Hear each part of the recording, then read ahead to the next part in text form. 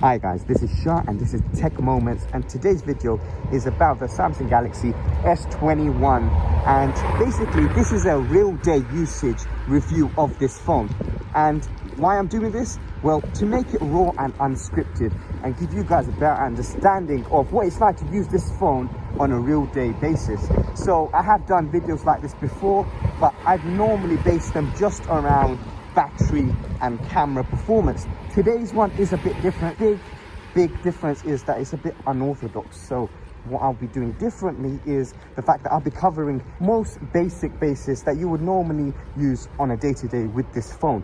That could involve stuff like adaptive brightness and texting, and obviously camera and battery performance. For example, it's at 94% and we're about past midday, and I have got my SIM inside, but it's gonna be quite a raw film footage.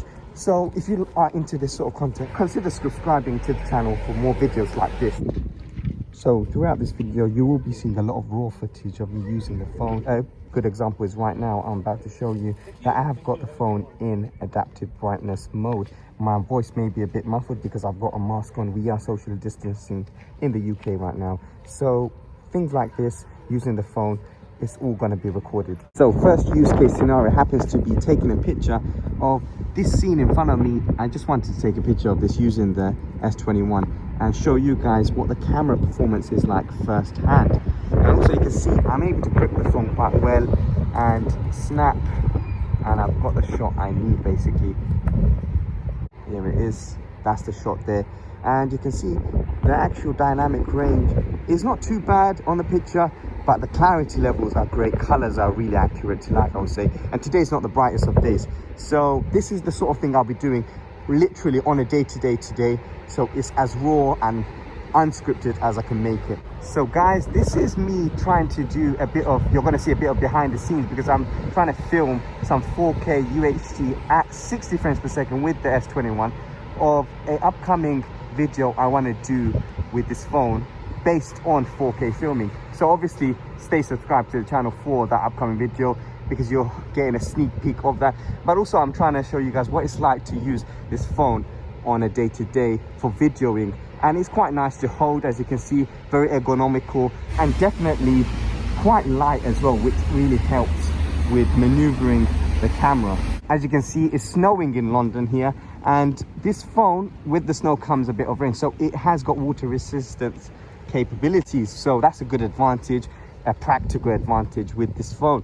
And I must say, what's interesting about this phone is the fact that although it's plastic at the back, it feels very premium. So once again, props to Samsung with the good quality hardware and design and overall build with the Samsung S21 5G. So guys, it's 4:47. I've got an annoying noise behind me. That's just a fan from a local supermarket shop. And you can see the battery percentage has come down a little bit. Day-to-day usage, I've just technically been using the camera, as you can see there. And also just the general feel of this phone I've been speaking about mostly up until now. And I just wanted to emphasize that this is a great phone, I've noticed, for just day-to-day tasks.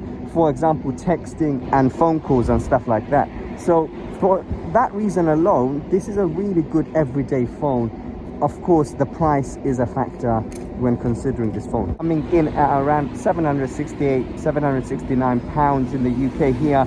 This phone is not cheap, and that has to be considered.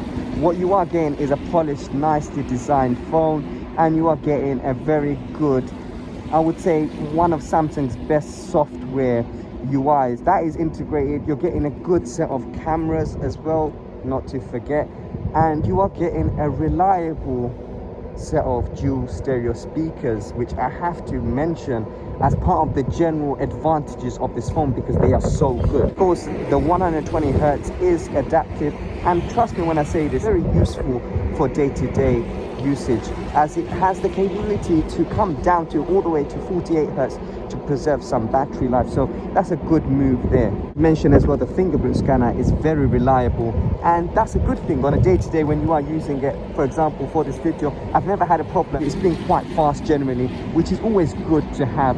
And the fact that it is a bigger sensor, it just helps with that, I guess. So whilst I'm on the subject of you know, just general phone usage with this phone. I don't feel like I need to use a case even on this phone. It's got a nice textured matte finish which helps with the hold, and that is a good practical element as well of this phone. So it's dark here in the UK now, and I just wanted to show you guys what night photography is like a little bit in the dark. Let's just see that straight up when we go into that. And yes, the processing, I've noticed, does take a bit of time. So does the shutter speed. It's not the fastest, but the actual image has come out very nice. So low light performance, quite good. So I'm gonna head back home now, and I just want to show you guys a practical element of just day-to-day phone usage, which is using the map. And once I get into the car, I'll show you guys how easy it is to do functions like this. Like I was saying, it's as simple as this.